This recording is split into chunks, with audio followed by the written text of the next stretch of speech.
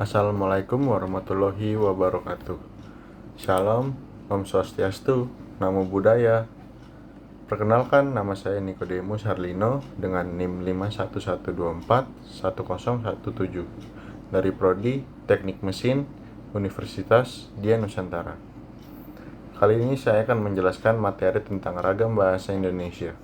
Ragam bahasa adalah variasi penggunaan bahasa yang disesuaikan dengan situasi, tempat, atau kebutuhan komunikasi. Ragam bahasa mencerminkan bagaimana bahasa dipakai dalam konteks tertentu, baik dalam situasi formal maupun non-formal. Berikut penjelasan ragam bahasa beserta contohnya. Yang pertama, berdasarkan situasi, yaitu ragam bahasa formal. Bahasa yang digunakan dalam situasi resmi atau formal, seperti dalam pidato, surat resmi, atau dokumen pemerintah.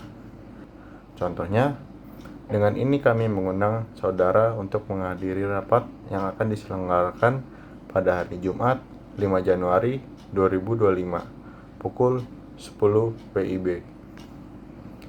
Lalu, ragam bahasa non-formal digunakan dalam situasi santai atau akrab, seperti dalam percakapan sehari-hari dengan teman atau keluarga.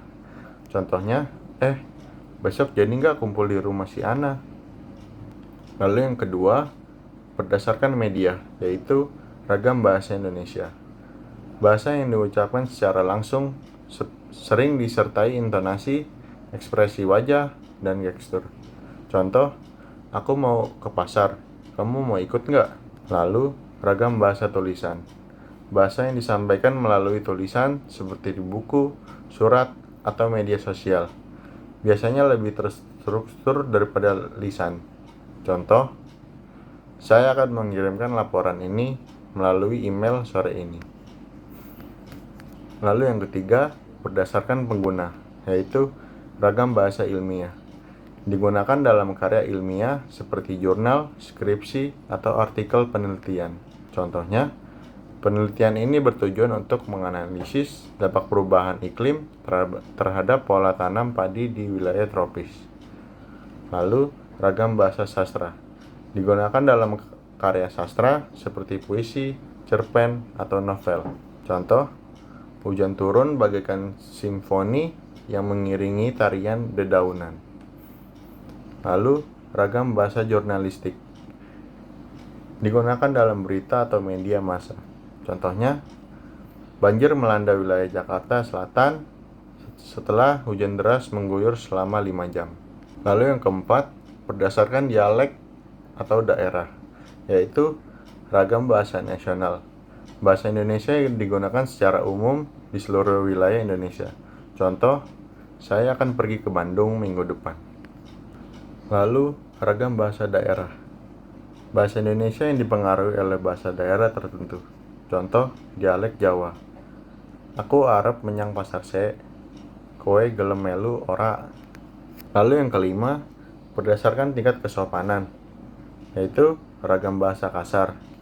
Bahasa yang cenderung tidak sopan atau digunakan dalam situasi marah. Contoh, apaan sih? Ribet banget. Lalu, ragam bahasa santun.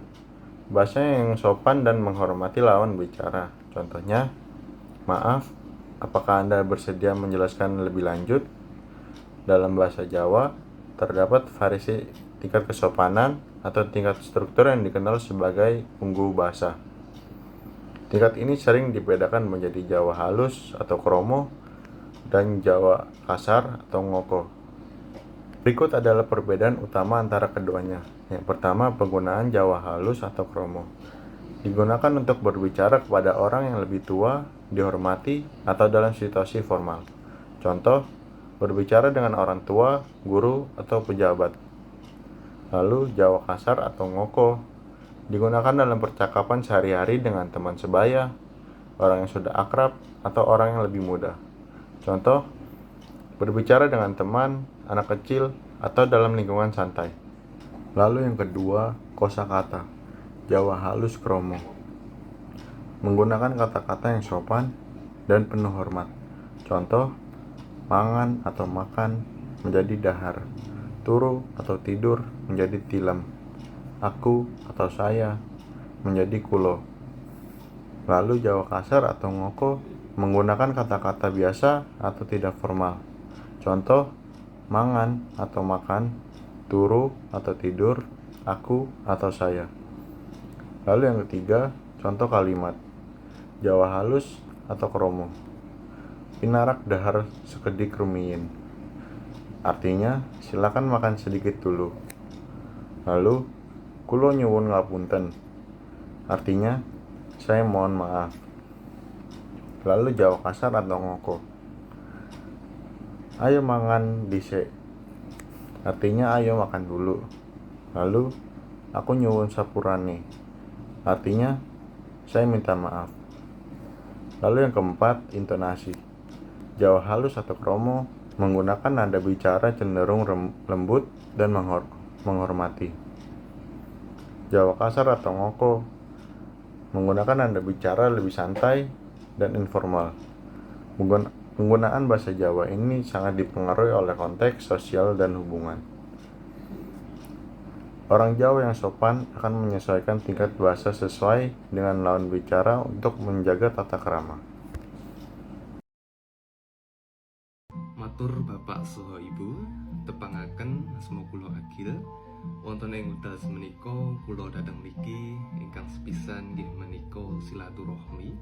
Lajeng ingkang kaping kalihipun kula dhateng mriki mekta niat ingkang sae amargi kula lan putrinipun Bapak saha Ibu menika sampun dangu anggenipun tepang.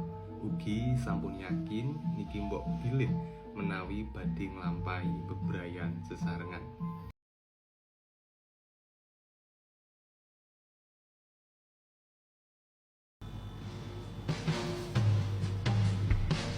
Ora nak duwe masalah karo aku ki ngomong. Nak kowe duwe masalah karo aku ki langsung ngomong ning ngarepku, rasa ngajak-ajak wong nggo ngrasani aku, nggo ngelek-ngelek aku. Nggo ngopo? Apa faedahe? Urip iki dijalani nganti ikhlas. Kabeh iki wis ana sing nata. Urip wis ana sing ngatur, rezeki wis ana sing ngatur. Ki nggo ngopo?